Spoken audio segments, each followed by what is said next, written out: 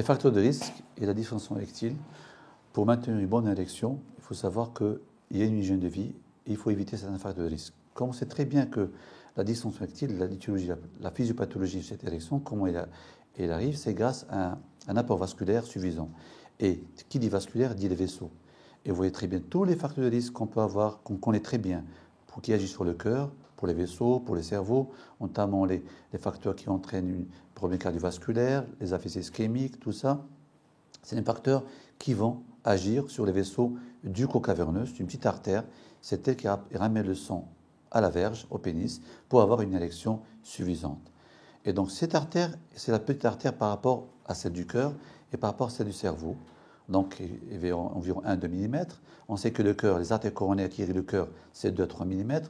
Celui des cerveaux, c'est 3-4 mm. Donc vous voyez très bien que l'érection, on peut avoir des facteurs de risque d'érection, des troubles d'érection avant d'avoir des troubles du cœur et du cerveau. Donc on appelle, ça doit être un motif donc de consulter un cardiologue si on commence à avoir des troubles sexuels.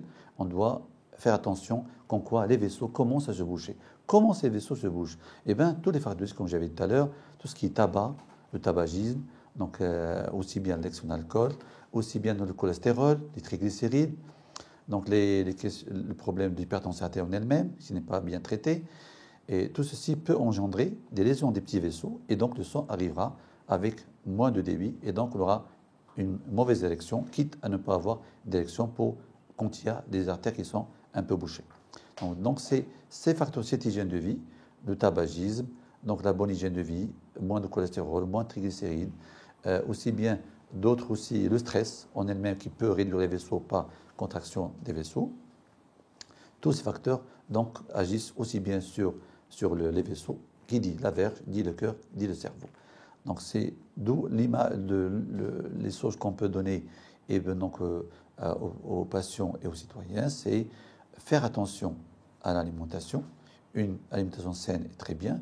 Le tabagisme, c'est très bien qu'il altère les vaisseaux.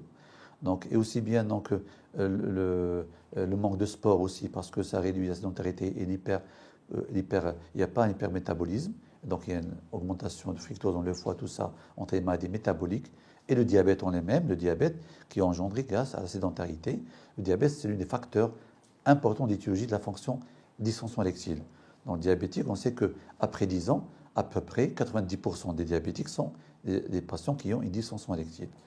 Et donc ceci, vous voyez, donc tous les maladies métaboliques qui engendrent et tous les éléments qui bousillent les vaisseaux peuvent entraîner une dysfonction érectile.